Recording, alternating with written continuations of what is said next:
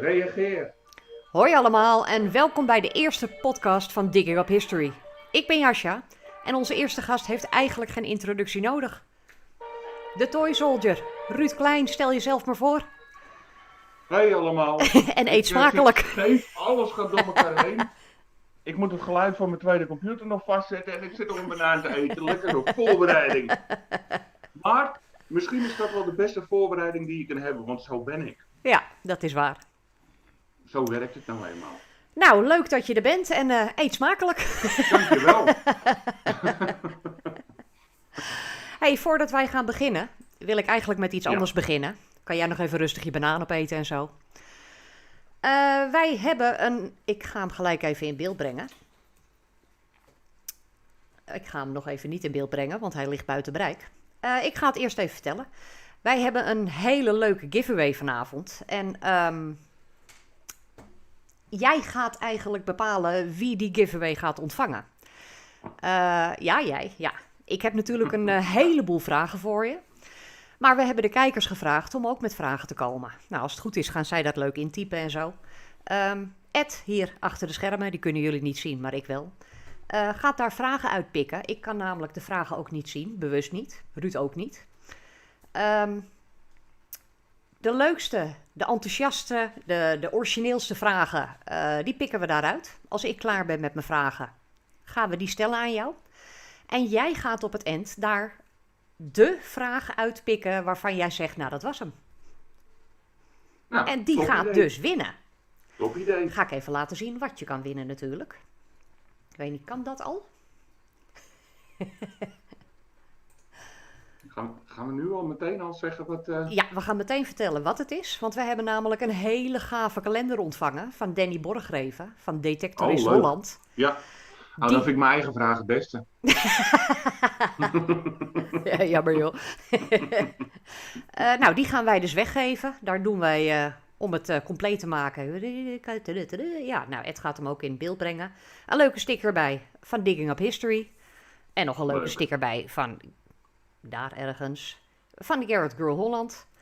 Nou, dat hele pakketje komt naar je toe als jij de winnaar bent van de beste vraag. Kijk, nou heb ik de kalender.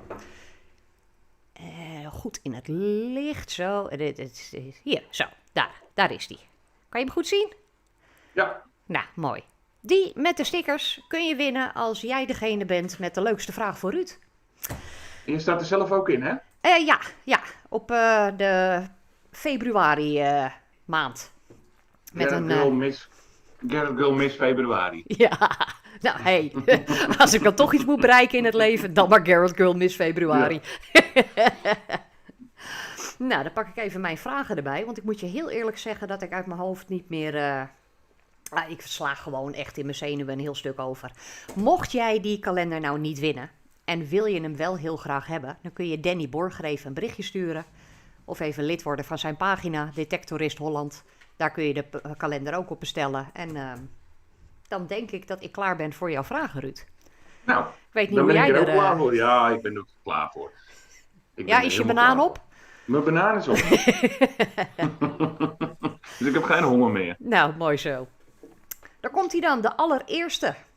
Wie is de Toy Soldier eigenlijk? Hoe ben je opgegroeid? Je familie? Vertel eens wat over jezelf. Wat over mezelf vertellen? Ja, ik ga er altijd vanuit dat ik zelf het minst belangrijk ben en dat de content die ik breng belangrijker is. Dus ik stel eigenlijk altijd alles daarboven. Maar ik ben Ruud. Ik ben geboren in 1977 in een heel klein dorpje. Tenminste, dat was toen een heel klein dorpje, Kudelstaart. Op een boerderij.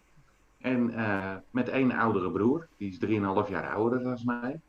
En ik heb een hele lieve vader en moeder. Maar die heb iedereen. Een jaar of 13 was ik denk. Toen begon ik met zoeken. In de puberteit ben ik er eventjes tussenuit gegaan. Met detecten. Want toen had ik andere dingen die ik even belangrijker vond. En pas een jaar of 5 geleden. Dus toen zocht ik eigenlijk alweer 10 jaar. Maar een jaar of 5 geleden ben ik begonnen als grapje met een YouTube kanaal. Eerst een filmpje en toen nog een filmpje. En dat sloeg eigenlijk aan. En toen zei Joop Zwetsloot van Zuid-Holland Metaaldetectors, zei, kun jij niet eens een keer een filmpje voor mij maken? En zo is het begonnen. Ja. Ja. Nou, hartstikke Dus leuk. dat is de persoon achter de Toy Soldier. Ja, ik werk daarnaast ook nog. Ik weet niet of mensen daarop zitten te wachten, maar ik ben allround en audiovisueel medewerker in een crematorium. Dus ja, totaal iets anders als wat ik privé uitstraal, Ja. zeg maar. Ja, behoorlijk. Er zijn, ik maak het nog steeds regelmatig mee op Facebook, dat mensen jou vragen wat voor werk je doet en dat ze stijl achterover slaan. Dus Ja, dat is nou, niet... ik loop er niet mee te koop, nee. omdat dan 9 van de 10 keer alle vragen over mijn werk gaan. En ik hou mijn werk en mijn privé voor mezelf en voor de families die ik begeleid een beetje gescheiden. Ja, en terecht. Ja, Ja. is wel zo respectvol. Ja. Nou, jij hebt de helft van mijn volgende vraag eigenlijk al beantwoord. Oh. Was jij als kind al geïnteresseerd in de metaaldetectie? En hoe Ja. ben jij dan begonnen? Nou weten we de leeftijd. Maar Ik hoe was, ben... ja, hoe ben ik begonnen? Nou, Ja. ik ben begonnen met. Ik woonde op een boerderij. En bij ons op de boerderij lagen altijd al pijpenkopjes en al van dat soort dingen. En muntjes vond je wat minder, omdat ik geen metaaldetector had. Maar er was bij ons in het dorp mevrouw Lammers. Ik dacht altijd dat ze stokoud was, maar dat bleek dus achteraf helemaal niet zo te zijn. Nou ja, als kind is iedereen stokoud. Ja, als kind zijnde was ze stokoud. Nu is ze het echt. Die nam mij mee. Want zij was op de dijk een soort van archeologisch onderzoek aan doen, privéonderzoek. En zij was daar heel erg geïnteresseerd in. Ik moet even kijken dat ik de camera in kijk, want ik probeer jou aan te kijken, maar dat zie jij helemaal niet. Nee, nou ja. Ehm, en dat vond ik zo interessant dat ik ben gaan sparen. En op een gegeven moment, mijn allereerste metaaldetector was een Viking. 2 knopjes en een metertje. Ja. Met 4 van zulke grote batterijen. En dat ding dat piepte op alles. Zelfs de graspolletjes waar een beetje roest op zat, piepte die op. Was niet te doen, maar Nee. dat was wel mijn eerste metaaldetector. En Ja. daar heb ik jaren mee gezocht. En toen ben ik uiteindelijk overgegaan op Garrett. En daar heb ik ook jaren mee gezocht. En pas de laatste jaren, dus de afgelopen 10 jaar, ben ik met heel veel verschillende soorten metaaldetectors gaan lopen. Ja, nee, nou dat is duidelijk. Ik denk niet dat er iemand in Nederland is die zoveel metaaldetectors in handen heeft gehad en heeft mogen testen. Dus Nee. ja, dat weet iedereen natuurlijk wel. Ja, Nou, dan gaan we naar het nu. Wie Mhm. ben jij? Natuurlijk, je werk weten we, maar ik weet dat je een gezin hebt. Ja. Wil je daar nog wat over vertellen? ik heb een ontzettend lieve vrouw, Wilma. En Wilma is niet alleen mijn vrouw, maar ook mijn vriendin en mijn maatje. En, En de een drijvende hele- kracht achter de Toy Soldier. de drijvende kracht achter de Toy Soldier. Want door haar goedheid en door haar openheid ben ik, tenminste is het voor mij mogelijk om zoveel te doen. Want het is veel. Mensen onderschatten denk ik wel eens hoeveel energie erin gaat zitten. Maar dankzij Wilma, de ruimdenkendheid. En ze vindt het zelf stiekem ook wel heel erg leuk. Ehm, kan ik dit doen? En daarnaast zijn wij ook vader en moeder van een zoontje. Een zoontje van 8 jaar, Daniel. En daar gaat minstens net zoveel tijd in zitten als, Als in de als alles metaaldetectie. eromheen. Ja. Nou, als de metaaldetectie, mijn werk en mijn gezin bij elkaar. Maar daar doet zij ook ontzettend veel in. Ja, nou, ik heb dat meerdere malen Ja. mogen meemaken. Regelmatig met jou en Wilma op pad geweest. En echt, er is niemand enthousiaster met ook een speelgoedje dan Wilma. Het is gewoon superleuk om mee te zoeken. Ja, absoluut. Ja. Ja. Is Daan al een klein beetje geïnteresseerd of is dat toekomstdromen? Nou, wel in het magneetvissen. Ja. Maar metaaldetectie, dat kost hem nog wel wat veel moeite. Hij moet ontzettend... ja, zijn spanningsboog is ongeveer 3,5 seconden. Ja, zoals ieder kind, Dus, hè? dus het duurt altijd wel erg lang voordat hij echt wat gevonden heeft. Ja. Ook al duurt dat helemaal niet lang. Zelfs Nee, als ik maar- zelfs als ik wat voor hem verstop, dan Ja, duurt het nogal vrij lang. En dat magneetvissen, dat is natuurlijk ruig, gooien met zo'n ding en ja, langs de waterkant. lekker smerig worden.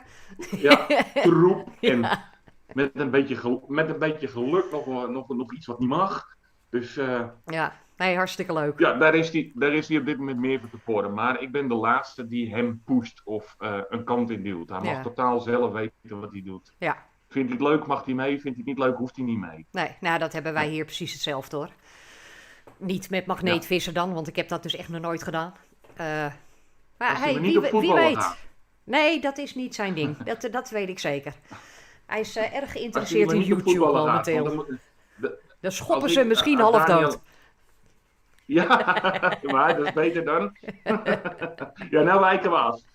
Nee, maar hij mag natuurlijk, het is een geintje, hij mag natuurlijk wel op een sport, op voetbal of iets. Maar ja, dat betekent dat ik als vader iedere zaterdagochtend aan de kant moet gaan staan. Of iedere zondag. Ja, En dat zie ik nou net weer niet zitten. nee. Nee, ja, nou snap ik wel. Snap ik wel. Oké, iets heel anders. Ehm, hoe ga ik dat formuleren? Ik denk dat jij redelijk alles weet qua metaaldetectie. Als je nou terugkijkt naar jouw beginperiode, is er iets Ja. wat jij heel graag had willen weten voordat je begon? Ja. Nou, weet ik eigenlijk niet. Als je dingen weet voordat je begint, ehm, dan leer je er misschien minder van. Als alles in de schoot geworpen wordt, dan is de leerstof heel kort. Ja, Ehm, ik heb, het lijkt bij mij aan te komen waaien, maar ik heb natuurlijk 10 jaar lang lopen ploeteren om goede plekjes te zoeken, om contact te leggen met boeren, om mezelf op de kaart te zetten bij dealers en importeurs, om te laten zien dat ik wat te vertellen heb. En als ik dat allemaal zo in de schoot geworpen kreeg, ja, dan heb je op een gegeven moment niks meer te vertellen. Dan is de motivatie weg. En nu heb je een drive en wat je ervoor krijgt is dan de beloning. ja. Dus ik weet niet of ik van tevoren alles had willen weten. Nee, nou, je hoeft ook niet alles, maar vroeg het me af of er iets was dat je denkt van, nou, had ik Ja, toch dat, als ik dat nou had geweten. ja. Ik ken het me zo Nee, nee. nee. Nou, dan gaan we gewoon door naar de volgende. Probeert inmiddels een kat bij me half op schoot te kruipen, maar... Ah, gezellig, joh, laat het erbij komen. Nou, naast jouw Facebookgroep, die half Nederland kent, sterker nog, half Europa kent, heb jij een YouTube-kanaal. We weten nou Ja, dat jij door Joop eigenlijk begonnen bent met eens een filmpje te maken. Ja, dat was dan voor Facebook ja. of misschien voor Joop of voor de winkel zelf. Eh, jij bent een zeer goed bekeken YouTube-kanaal gestart. Nou, dat is begonnen met niks natuurlijk, maar hoe kwam je daar zo Ja. bij? Waarom ben jij gaan YouTuben? Het was een grapje. Oh, Het was echt een grapje. Ik, wij zaten de dikkers te kijken. En die overweldigende Amerikanen die zo keihard boom baby roepen. ja.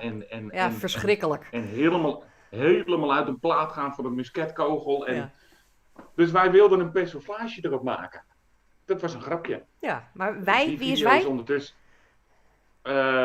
Gijs en ik. Oh, oké. Ja, Dat had ik kunnen en weten dat was een trouwens. grapje.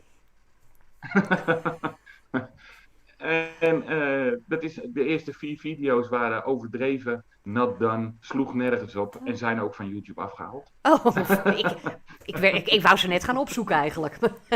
Ja, nee, dat hoeft niet, die zijn eraf. Toen ben ik een keer het tegenovergestelde gaan doen, een serieuze video gaan maken. En dat werd eigenlijk direct opgepakt. Maar ja, ik wist niks. Ik deed het met mijn telefoon en een Garrett Ace 150. En een oude punchgap. En dat was het. En ik ben gewoon maar gaan beginnen. En langzamerhand is dat gegroeid tot... nou, ik heb heel lang met diezelfde metaaldetector gefilmd. En ik heb ook heel lang gewoon uit mezelf, meer niet. En gewoon de zoektocht te filmen, meer niet.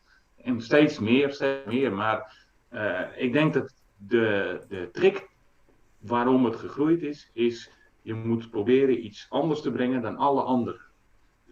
Nou, dat is in metaaldetectie natuurlijk ontzettend moeilijk. Ja, Want Je graaft iets op en je laat het zien. Dus ik heb het wat persoonlijker proberen te maken. Ik heb de mensen proberen een gevoel te geven dat ze mij kennen. Ook al is het alleen maar via YouTube, maar dat ze weten wie ik ben en dat ze hebben dat ze me kennen. En op een luchtige manier iets bij te brengen. Dus niet een meester of een leraar of een bedweter, maar echt gewoon af en toe eens een tipje, af en toe eens een trucje, af en toe eens een dingetje. En toen merkte ik dat heel veel hele simpele tips en trucs eigenlijk heel welkom waren. Dus dat ben ik gaan uitbreiden. Dat is steeds groter geworden, steeds groter geworden. Dus, Dus. ja. Ja, je laat het allemaal heel simpel klinken, maar het... nee, Ja. Ja, nee, zo simpel is het niet. Maar Nee. ja. Podcast duurt geen 3 uur, toch? Nee hoor, nee. Nee, maar ik bedoel, als ik ga uitleggen hoe het precies zit, ja, dan ben je bijna 3 uur Oh verder. god, Maar nee. ik ken er, Al die technische details, die vind ik helemaal niet interessant. Een ander misschien wel, maar dan moeten ze jou maar even privé bellen. ja, niet. Berichtje sturen dan? Kan. Nou, deze sluit er wel bij aan. Er gaat heel veel tijd en energie in zitten. In zo'n kanaal. In je pagina, in het zoeken. Absoluut. Hoe blijf jij gemotiveerd? Wat drijft jou dat je door blijft gaan? Dat je denkt van, het is zondagmorgen, komt mijn bak uit de hemel. Ik wil blijven liggen, maar nee, ik ga er toch uit. Ik ga lekker filmen. Ik ga kijken wat er gebeurt. Is dat de spanning? Is dat het thrill? Jullie. De enthousiasme van jullie is mijn motivatie. Ja, de kijkers, ja. De kijkers, Ja. om te filmen. Het zoeken, dat is sowieso al een motivatie. Want ik vind zoeken zo geweldig en ik vind dat zo leuk. Dus dat doe ik toch al. Ja. Maar elke keer weer een video brengen, elke keer weer proberen om iets te vertellen wat je nog niet eerder verteld hebt. Of ergens op in te haken wat je op Facebook gelezen hebt. Of ergens op een vraag in te haken. Ja, dat zijn toch de kijkers. Ja, het valt niet zo op, want mensen zien natuurlijk niet wat ik doe. Maar ik lees alle reacties en ook al antwoord ik niet altijd, ik lees alles. En ik sla dat op en ik maak daar aantekeningen van. En als bijvoorbeeld een vraag 10 keer voorbij gekomen is, dan denk ik, oké, dan ga ik daar een item van maken. Want als het 10 keer voorbij gekomen is, dan weet ik zeker dat er 30 mensen die vraag hebben. Ja. Want er zijn er 20 die het niet vragen. Ja, nee, klopt. En zo, ja, dus zo probeer ik dat in te vullen. Ja. Ja, ik denk dat je dat goed doet. Je kanaal wordt nog steeds goed bekeken en de vragen stromen regelmatig binnen bij je. Dat weet ik dan toevallig. Ja, gelukkig. Ik vraag me eerlijk gezegd wel eens af wanneer de groei gestopt is. Hè. Dat heb ik wel eens eerder gezegd. Ik zit nu op 10.000 subscribers, bijna 11. Ja. Ja, je denkt wel eens Nederland is een klein landje en ik praat toch echt Nederlands. Ik ga ook nooit over naar Engelands. Nee, niet? Naar Engels. Beetje Frans of Nee, Duits erbij. Ik hou het lekker kneuterig bij ons eigen landje, Ja. want daar ben ik voor, daar ben ik mee begonnen. En het helpen van die zoekers vind ik belangrijker dan iemand 500 kilometer verderop. Ja, nou, mee eens. Eh, Ja, die hebben hun eigen Dus, inkomen. dus het is voor mij altijd nog een gok en een vraag van, is de groei er niet een keertje uit? Maar goed, dan blijf ik doorgaan voor de mensen die erbij zitten nog. Nou, ik denk ook niet dat die groei er zo heel snel uit zal gaan. Jij vergeet natuurlijk Nee. nu heel even dat er gewoon een hele nieuwe generatie is opgestaan. Die allemaal net beginnen. En die jou nu net pas gaan ontdekken. Ja, En het is Ja. niet zo dat de oudjes jou gaan ontvrienden of van je groep weggaan. nee, dat hoop ik niet. Ja, wel nee joh. Dat hoop ik niet. Nee, daar geloof ik helemaal niks van. Van iedere 10 die je leuk vindt, zit er altijd één bij die je niet leuk vindt. Hè? Dat Nee, moet je goed ja. onthouden, hè? Dat moet je beseffen. Daar moet je tegen kunnen. Ik denk dat jouw huid inmiddels dikker is dan die van vele anderen.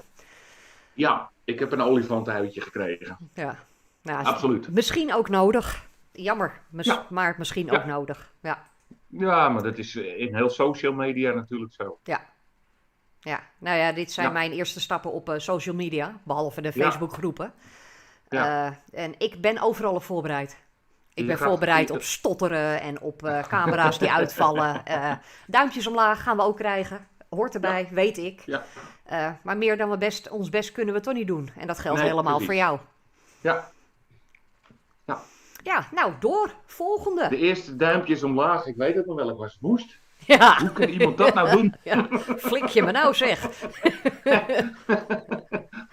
Uitzoeken wie het was. Komen wie het gedaan heeft. Nooit achtergekomen natuurlijk. Maar natuurlijk niet. En nou interesseert het me ook geen moe meer. Nee, het maakt Nee. ook niet uit. Wel, nee. Haters heb je overal. Oké, nou, next. Nummer 7. Ik ben toch gewoon helemaal kwijt waar ik ben. Oh, ik heb hem alweer gevonden. Naast jouw eigen groep, niet groepen, groep, ben jij medebeheerder. Sorry? Ja, ga maar door. Je gaat de goede kant op. Jij bent medebeheerder van een questgroep. Hoe is dat nou Ja. zo begonnen? Ehm, Je hebt niet Nou, voor niks zo'n mooi ik, petje op. nee. Ik ben in samenwerking met Koistra Metaaldetectors. Maar er zit een kanttekening aan. Ik wilde geen influencer tussen haakjes worden. Ja, te laat. Maar, nou ja, te laat en niet te laat. Ik heb het nog in de hand. Oké. Mijn eis was dat ik meerdere merken mocht testen en daar mijn eerlijke mening over mag geven. En dat is nog steeds zo. Ja. Als iets niet goed is, dan wil ik het mogen kunnen zeggen. Het is wel zo dat als iets niet goed is en het is nog niet af, dat de hele bullshit natuurlijk naar Koistra gaat en niet naar buiten. Dus er zijn heus wel kanttekeningen en die mag ik dan aan hun vertellen. En dan kunnen zij daarvan leren of wat mee doen. Ja. Quest is een jong groep, een jong bedrijf, relatief jong in de metaaldetectors. En die heeft vanaf de Quest Pro, heb ik dat meegemaakt. Dus dat is eigenlijk vanaf de allereerste metaaldetector die uitkwam. Ja, ik weet nog dat die uitkwam. Ja, nou, die mocht ik toen de tijd nog van Joop testen.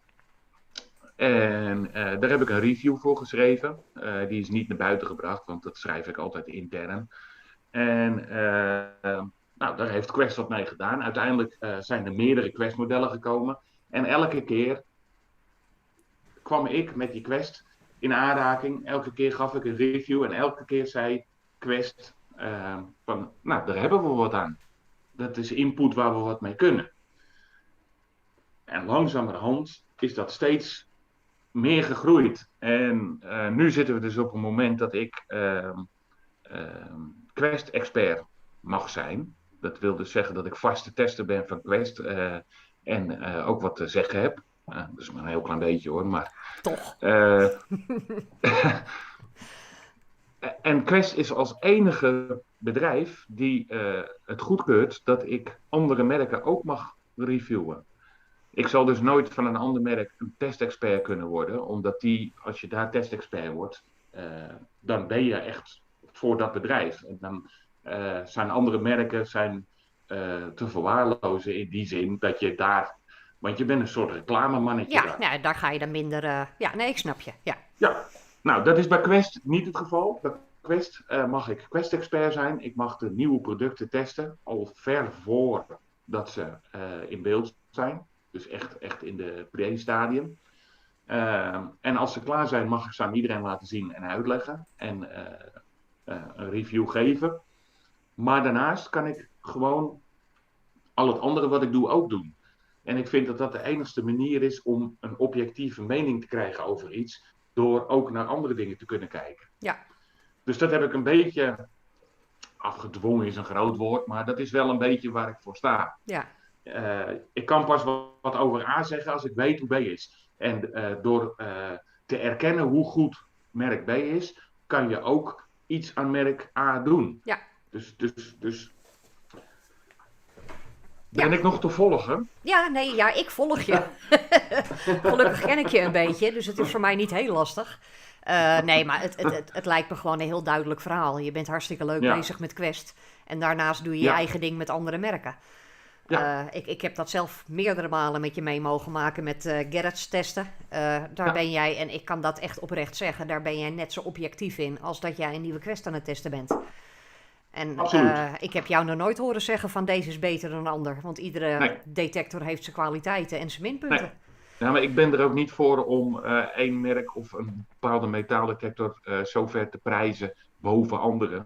Eh, ik besef mij, hoor je me nog? Ja, zeker. Hoor je mij ook Oh, nog? ik, ik besef mij heel goed dat als ik iets zeg, dat er een hele grote groep is die dat gewoon aanneemt. Ja, En dat is natuurlijk wel hartstikke leuk, dat is een schouderklopje.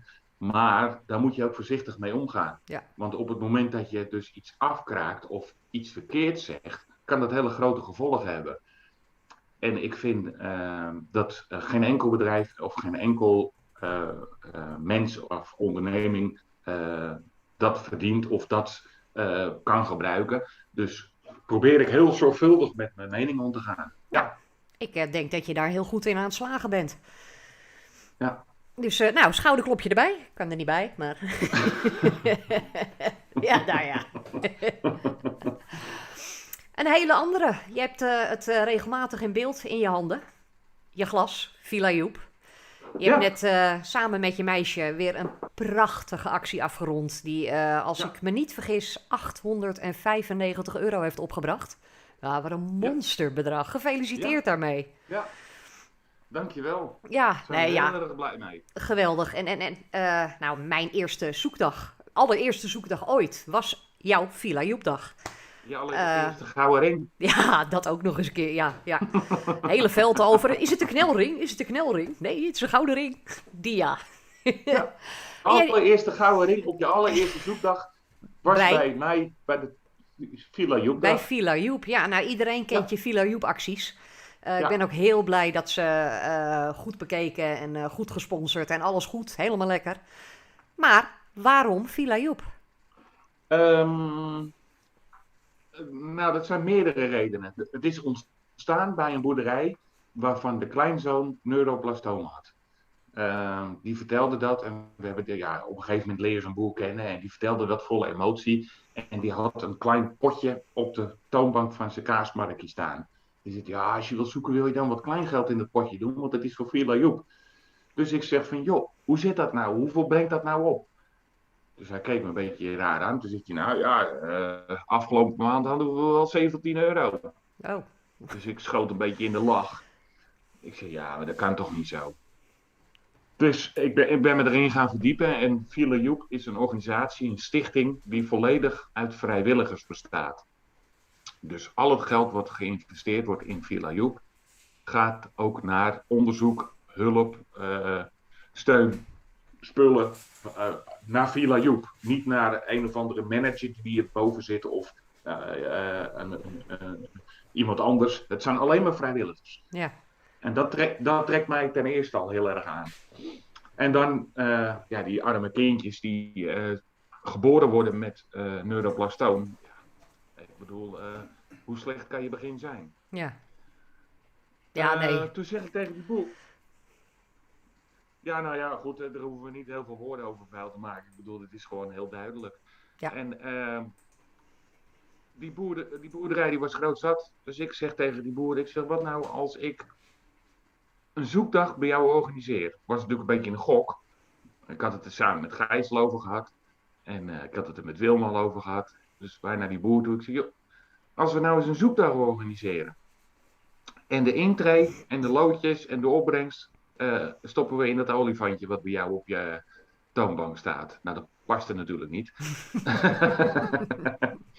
Maar iedereen verbaasd, want hij zegt, ja, dat is prima. Dus de eerste hadden we vrij klein gehouden. Volgens mij 50 man. Als ik het me 50, goed herinner wel, ja. Ja, ja, rond de 50 personen. ja, Nou, die was binnen een uur uitverkocht, geloof ik. die was binnen een uur Ja, uitverkocht. De tweede Villa Joep was bijna 100 man en die was ook binnen een uur uitverkocht. klopt. Uh, maar zo hebben we de eerste zoekdag en zo is ook Villa Joep ontstaan. En nu wil ik natuurlijk niet de hele jaar rond maar het goede doelmannetje zijn. En ik wil ook niet continu maar geld bij iedereen uit zijn zak proberen te trekken. Dus ik wil er niet totaal gebruik van maken. En probeer ik 1 keer per jaar, 1 keer per 1,5 jaar, probeer ik wat te doen voor Villa Joep. Sorry, ik werd 2 tellen afgeleid. En nou ben je het hele verhaal kwijt. Nee, helemaal niet. Nee, ik heb het helemaal kunnen volgen. Nee, ja, ik vind het...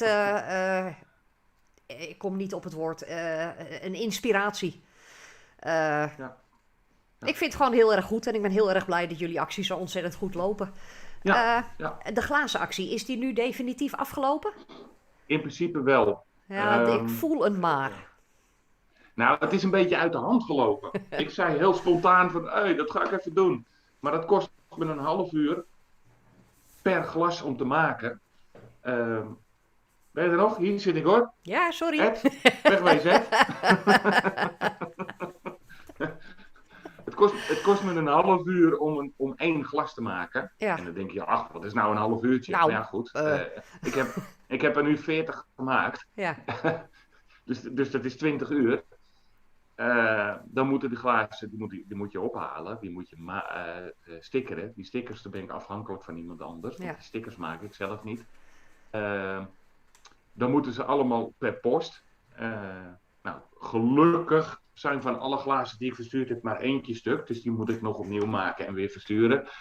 Maar tijdens het proces gaan er ook nog eens 1 op de 5 stuk. ja, Het is gewoon heel veel. ja, Dus ik heb me eigenlijk een klein beetje erin verkeken. En ik dacht van, weet je wat, ik doe eerst die veiling. Dan hebben we de grootste klap gehad met die ja. mooie bierglazen. En die ga ik sowieso niet meer maken, want ik heb die mensen beloofd aan een stukje uniek stukje Toy Soldier. Daar is er maar 1 van, of tenminste dat Ja, nee, serietje, er klopt. waren er Ja, 7 en that's it. Die heb ik genummerd en handtekeningetje erop gezet. En dat is echt een apart dingetje. collectors item.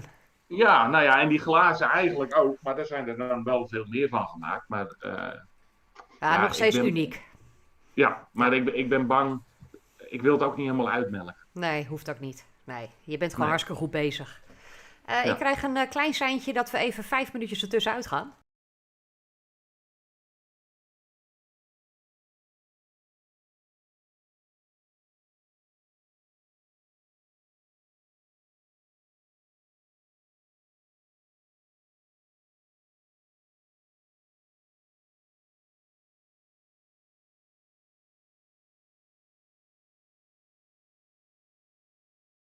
Eén.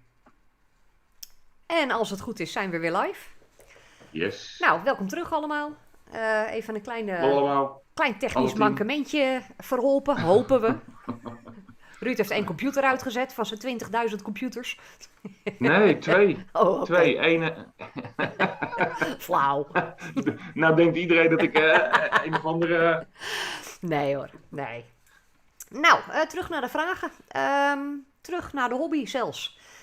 Naast metaaldetectie loop jij regelmatig met magneten rond te zwaaien. Heeft Ja. een van die 2 hobby's een voorkeur? Metaaldetectie. Ja, toch?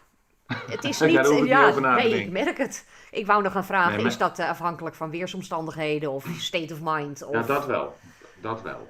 Het is wel zo dat als het poepweer is of dat ik dan liever ga magneetvissen, want dan word je toch al nat. Ja. En met al die bagger tot je enkels, dat is ook allemaal niks.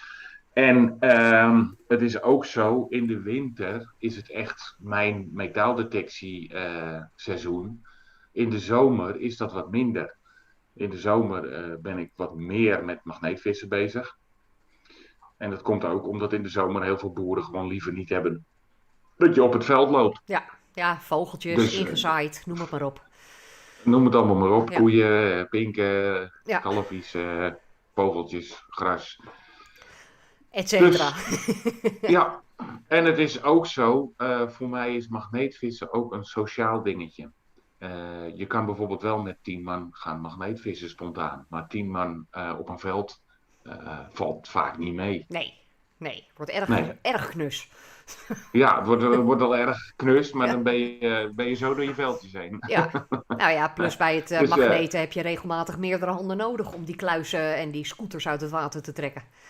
Ja, maar het is voor mij, ik magneetvissen doe ik helemaal niet voor de vondst. Nee, Dat is echt puur gezelligheid en een beetje rotzooi, een beetje oude nelen. En ja, als er wat leuks uitkomt, dan vind ik het leuk. nou, Maar die kluis vol met munten, die Poeh. Ja, dat was leuk. Dat was leuk. Dan toch weer terug naar de metaaldetectie. Jij hebt vast, net als iedereen, een echte beginnersfout gemaakt. Een vondst vreselijk verknald of met stalen neuzen gelopen. Nou, dat kan ik me niet voorstellen, maar een echte beginnersfout gemaakt. Wat was die jouwe?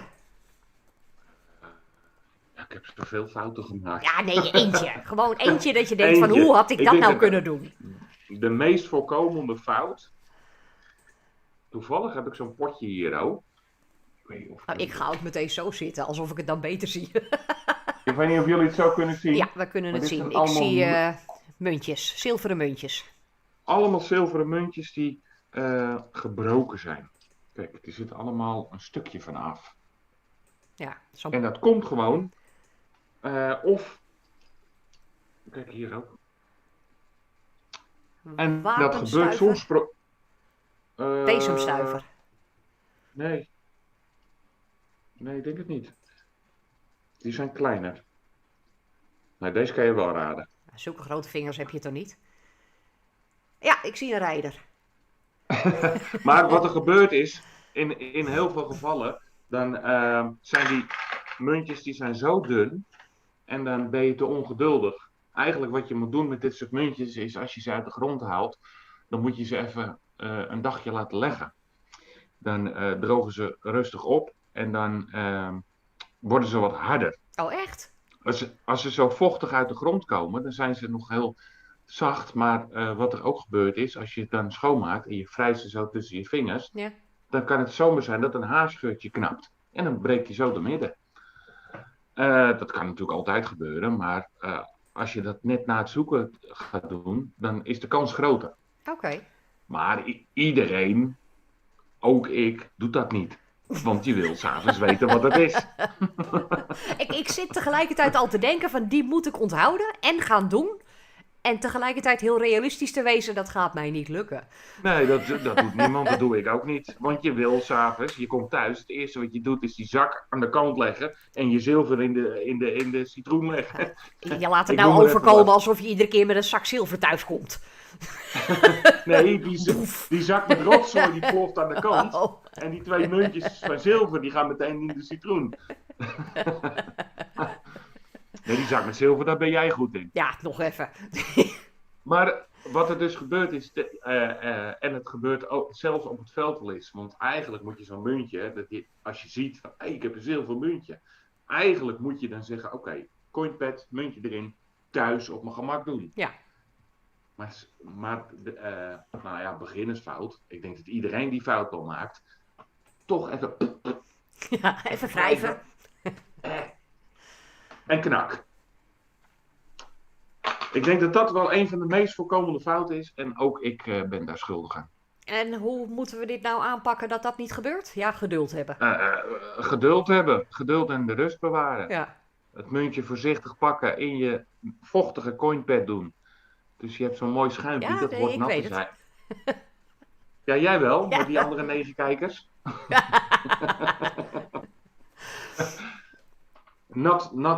Natte doekie. En daar moet hij in. En als je thuis komt, dan leg je hem eerst eventjes rustig neer. Laat hem maar even drogen, uitharden. Acclimatiseren. Acclimatiseren. Hij heeft vanaf 1690 tot aan vandaag in de grond gelegen. Dus die ene dag lukt ook. Ik denk het wel. Ja, ik denk dat we dat wel overleven.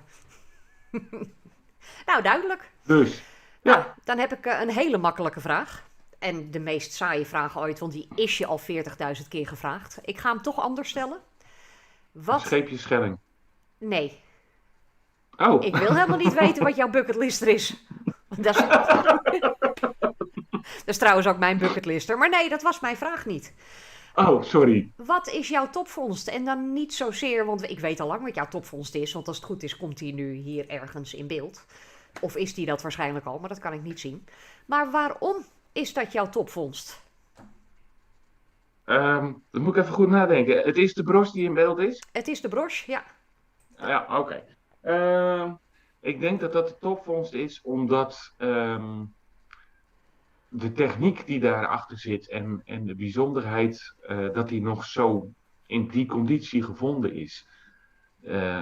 Kijk, over een topvondst vind ik altijd heel moeilijk om te zeggen dat is mijn topvondst. Want dat is ook een gevoelskwestie en ik Ja, vind een heleboel andere vondsten ook heel mooi. En als ik vrolijk wakker word, vind ik een stuk speelgoed een topvondst. En als ik depressief ben, dan vind ik het kruisje van Maria weer een topvondst. ja, Dus, teken aan de wand. maar dat is een topvondst omdat goud is zacht. Dus 9 van de 10 keer na 200 jaar is het zo'n bros een stuk in elkaar gepropt zilverpapier geworden. Dan al die knoopjes die erop zitten, die kleine friemeltjes, die zijn met de hand als een soort draadje gevouwen en met een blaastechniek in elkaar gezet. Dat kostte 2 goudsmeden om dit te doen. Ja, En als je ziet hoeveel knoopjes en hoeveel lagen erop zitten, dan kan je een beetje voorstellen dat in die tijd die bros dagen duurde voordat het af was. Zo niet weken. ja, maanden denk ik aasten. Maar Ja, dus ja, toen de tijd was dat een heel kostbaar ding. ja, Als je hem vandaag op deze manier zou moeten laten maken, ja, dan weet ik niet wat dan zou het buitenproportioneel veel geld ik kosten. denk niet dat Dus dat nog te doen is. nee, dat is niet meer te Nee, doen. Ik zeg niet dat ze deze soort sieraden niet meer maken. Alleen dat is tegenwoordig, die techniek wordt niet meer gebruikt. nee, nee, ze zouden wel gek zijn, zeg. Ja, dat is niet meer te doen. Nee, Ik heb hem trouwens laten restaureren op die manier. ja, En alleen dat kost al een vermogen. ja, ja, en heel veel tijd.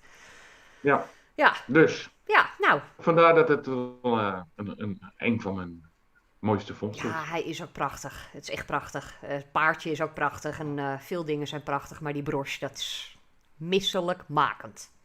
Maar goed, Ja, leuk. hey, een hele andere vraag.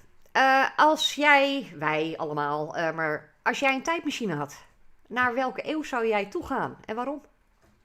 Ehm, Oh ik jee. denk begin 17e eeuw, dus 1600. Overgang 15, 1600. Ja, Eh, de meest mooie, leuke vondsten die je doet. Qua munten, qua schoengespen, qua versieringen, komen uit die periode. In mijn geval, omdat ik vaak in die periode zoek en omdat ik me heel erg interesseer in die periode. ja. Dus het lijkt mij gewoon wel eens leuk om ja, niet te lang hoor, maar om daar, Een weekje, ja, zoiets. eerst maar eens een midweekje proberen. Ja, ja, zoiets. Om daar even rond te wandelen, even te kijken hoe dat nou echt is en dat gevoel te krijgen. Ja, het verbaast me eigenlijk. Juist omdat Ja? je regelmatig wat vindt uit die periode, had ik verwacht dat jij voor een hele andere eeuw zou gaan. Romeinen of Ja. zo. Nee, het doet me helemaal niks, die Nee, Romeinen. Nee. Weet je wat het is? rare Die jongens, die Romeinen, Romeinen. nou, het is zo ver van je bed. Ja, nee, dat Ik is bedoel, waar. Ja, nee, maar naast dat het heel ver weg is, ja, wordt het heel erg geromantiseerd, die periode. ja, Als we het over Romeinen hebben, dan hebben we het altijd over soldaten en we hebben het altijd over keizer dit en keizer dat. Maar eigenlijk was het gewoon keihard ploeteren. En met het geluk kwam je ooit eens een keer 1 soldaat in je leven tegen van die Romeinen. En voor de rest was het gewoon teringhard overleven. ja, klopt. Als je al Nee, niet in de niet. arena belandde om voor je leven te moeten knokken. Nou ja, dan had je geluk, want dan had je nog wat van die Romeinen meegemaakt. Ja, klopt, ja. Maar Oké. vooral hier in Nederland. Ik bedoel, wij waren een stel van die oer-Germanen. Toen die Romeinen mooie munten maakten. Toen liepen wij nog in een berenvel. Ja, haast wel, ja. Ja, en toch zou Ja, ik best wel eens een weekje willen rondkijken. Maar dat ben ik. ja. Ja, maar dan wel op een matras met een tros druiven, denk ik. Uiteraard. Zo'n waaier boven je hoofd.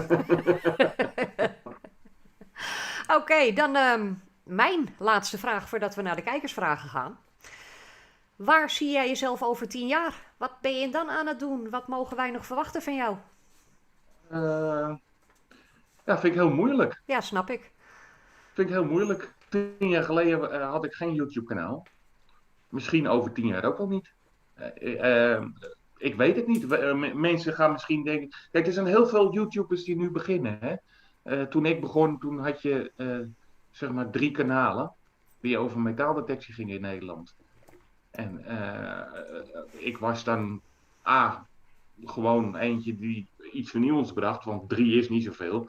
Maar nu heb je, ja, ik kan ze al niet meer tellen. Ik denk dat je 20 of 30 Nederlandse YouTube-kanalen hebt en iedereen eh, eh, begint en hebt de grootste verwachtingen en schieten aan alle kanten op. Binnen de kortste keren zijn er ook heel veel weer verdwenen. Maar ja, misschien is dat de trend en word ik te oud ervoor. Of misschien. Nee, je Ik moet weet het wel niet. nee, dat vind ik onzin. Je moet wel wat te vertellen hebben. Jij staat niet zo Ja, lang maar. al als reizende ster aan het firmament. Dat moet de rest nog maar Nee, eens maar zien ja, waar te maken. alles wordt een keer vervangen. Hè? Alles, Ja, alles, nee, alles is vervangbaar. niet alles is vervangbaar. Dus, Nee. dus maar goed. Maar dat dus, maar Ja, nee, ik weet het niet. Ik nee. weet het niet. Ik heb wel wat in de planning, maar dat is dan een jaar vooruit, hooguit. Ja, dat mag ook een jaar. Ja, dus. Dan denk ik weet niet of ik kijk eventjes stiekem hier naar links, of we inmiddels zover zijn voor een paar kijkersvragen. Ik zal er even een... Hebben we ze? nou, er wordt nu heel hard aan gewerkt. Ja, de eerste is er, sowieso. Klein dingetje nog. De reden waarom jij ze niet hebt gezien, hoop ik, dat je niet stiekem hebt Ja. meegekeken, is Nee, dat... nee, hij staat uit nu. Ja, oh, oké, nou hartstikke goed. Ik heb hem uitgezet. Ik ga Kijk, niet... Ik ga dus niet vertellen van wie de vraag komt. Nu nog Nee, niet. dat is prima. Dat doe ik dan later wel. Maar ik begin met alleen maar de vraag van de kijker. Want anders kun jij misschien bevooroordeeld zijn van... Nou, die vind ik wel heel tof. Die vraag vond ik het leukst. Zo werkt Ja. het niet. Je moet toch weten dat ik daar niet aan doe. Toch, mocht iemand het... Je krijgt er heel even geen naam Ja. bij. Nee, Oké. helemaal goed. Dat vind ik inderdaad een hele erg leuke vraag. Zijn dit 2 vragen of is dit er 1? Althans, is Dat dit ligt van eraan. 1... Zit er een komma of een punt tussen? Is dit van... Hou je mond. Is dit van één en dezelfde persoon? Ja, want het zijn 2 vragen. En ik ga voor de eerste. Waar komt jouw bijnaam vandaan? De Toy Soldier. Mijn bijnaam is veel ouder als mijn YouTube-kanaal. Altijd als we aan het zoeken waren, dan vond iedereen allerlei dingen. Maar ik vond altijd speelgoed. En dat is eigenlijk nog steeds wel een beetje zo. Ik probeer altijd 1 speelgoedje te vinden. Ik zeg niet dat het altijd lukt, maar wel vaak. Ja, erg vaak. Dus die jongens noemden mij al de Toy Soldier. Gewoon als bijnaam. Dat was al zo.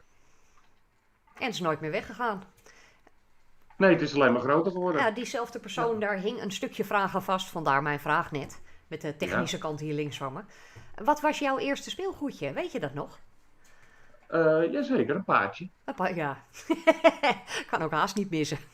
Nee, een paardje, ja. En dat is wel leuk. Het paardje had een gat in zijn rug. Oh,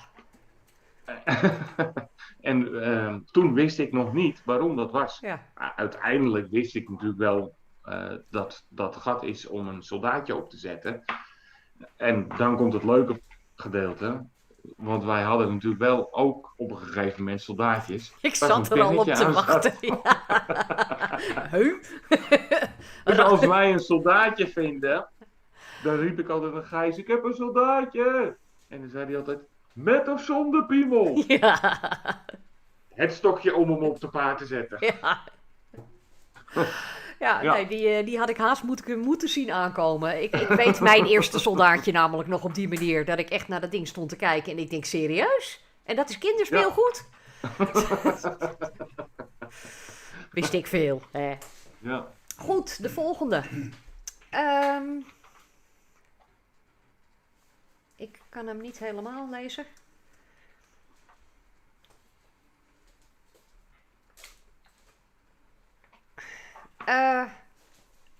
Ik snap hem niet. Het gaat over Gijs. Gijs, als je meekijkt. Oh,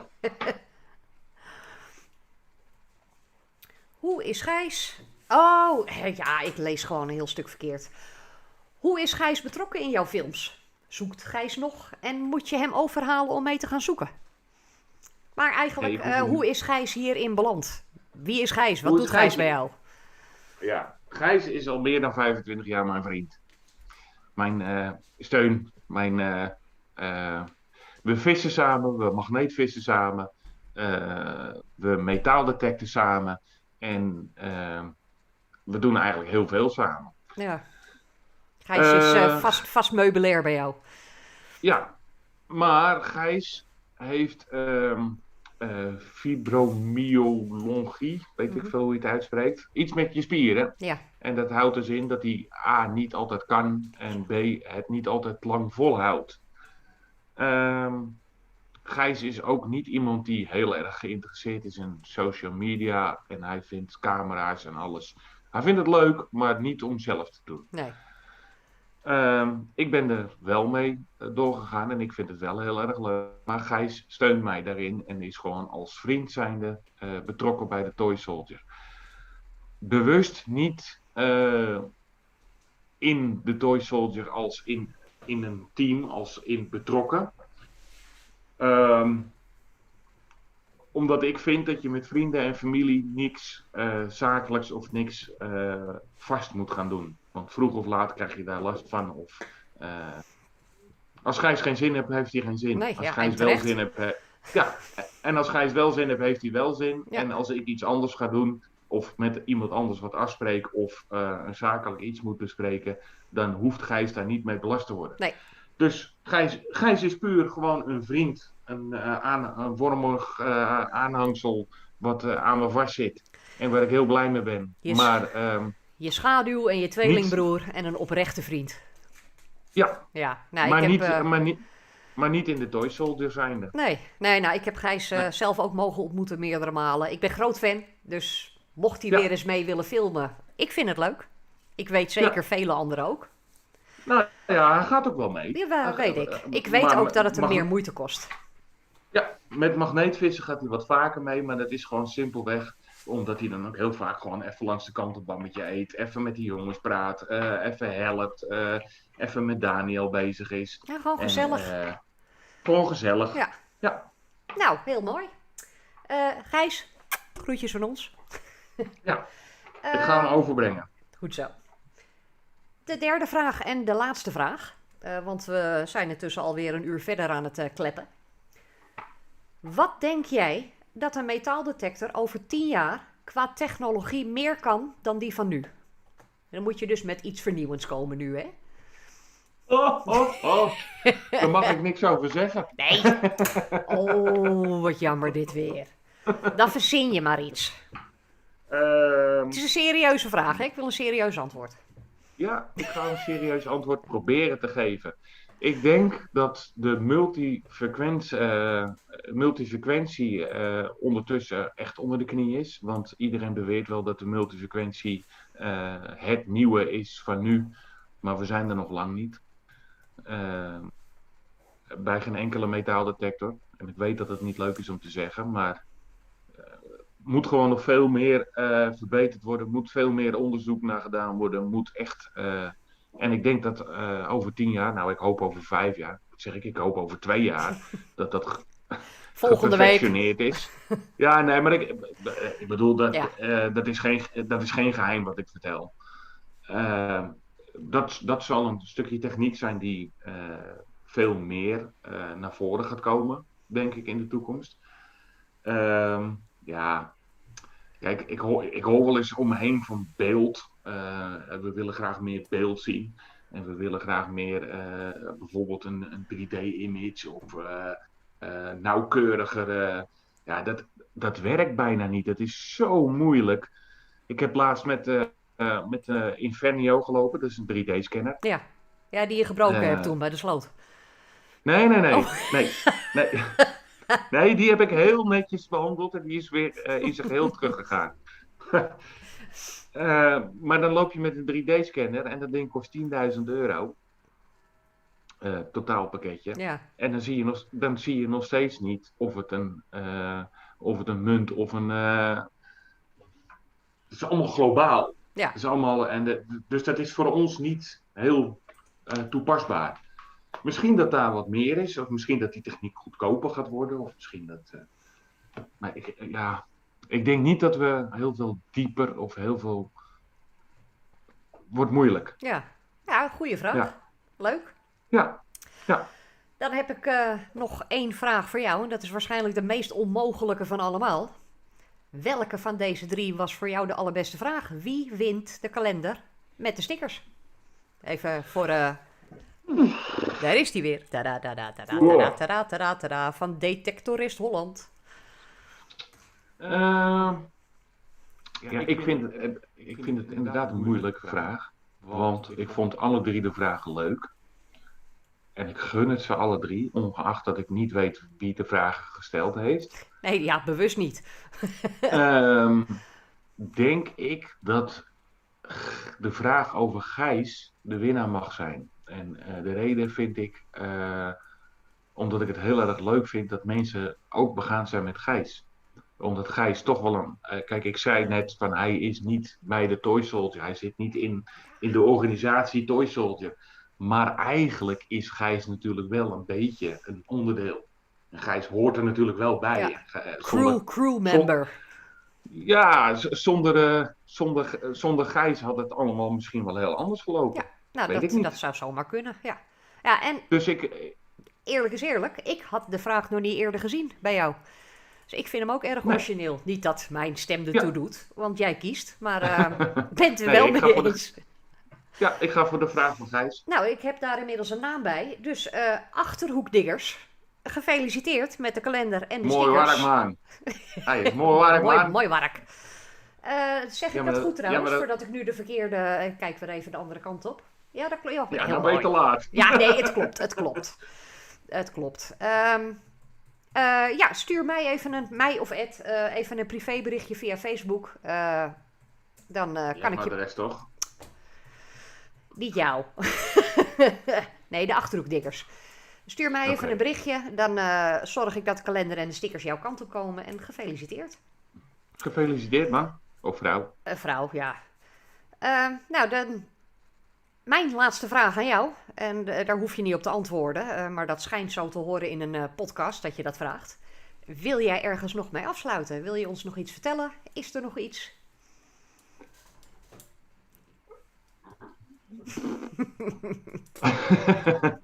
Ik wil vertellen dat ik het heel erg leuk en gezellig vond.